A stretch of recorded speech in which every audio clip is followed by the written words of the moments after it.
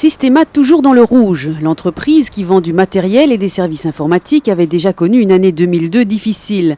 Pour le premier semestre 2003, le chiffre d'affaires est de 142 millions d'euros, soit une diminution de 24% par rapport au premier semestre 2002, un résultat médiocre.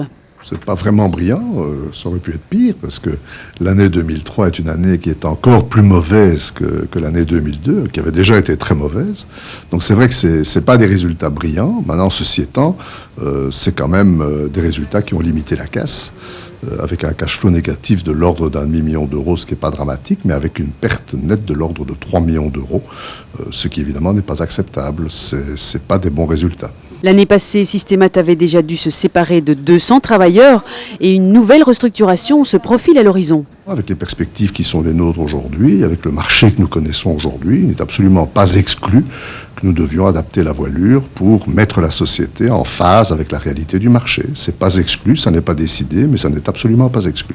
Le secteur de l'informatique se porte très mal, la crise perdure et les investissements des entreprises ne reprennent pas. Systémat paye la facture cash. La situation a été bonne jusqu'à la fin de l'année 99, le passage à l'an 2000. Depuis le début de l'année 2000, la situation dans le monde de l'ICT, de l'informatique, est mauvaise. Il y a eu une petite reprise en 2001, et puis le marché s'est de nouveau écrasé en 2002, et nous avions pensé que 2003 verrait la reprise, mais 2003 n'a pas vu la reprise, bien au contraire, le marché est encore plus mauvais qu'en 2002, donc il faut reporter nos espoirs sur 2004.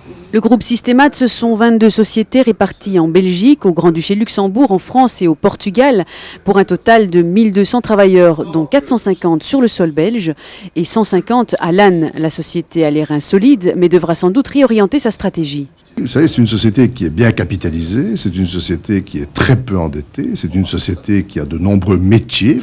Donc effectivement, je pense que nous avons toutes les données premières que pour pouvoir rebondir, et je pense que nous allons rebondir. Ceci étant, il faut savoir dans quel sens rebondir. Et ça, c'est pas évident, parce que Systémat, c'est un modèle de partenariat, si je puis dire, avec de très grandes sociétés multinationales qui souffrent aujourd'hui autant que nous. Et qu'est-ce que vous voulez, quand nos grands partenaires souffrent, eh bien, nous souffrons avec eux, et c'est pas toujours facile de savoir dans quelle voie nous devons nous orienter. Moi, je pense que l'avenir, c'est orienter Systémat dans des voies qui soient plus souveraines, plus indépendantes, finalement, de décisions qui ne sont pas prises chez nous. L'avenir immédiat reste donc assez sombre pour Systémat. Reste à savoir si 2003 sera une année charnière vers un renouveau de ses activités.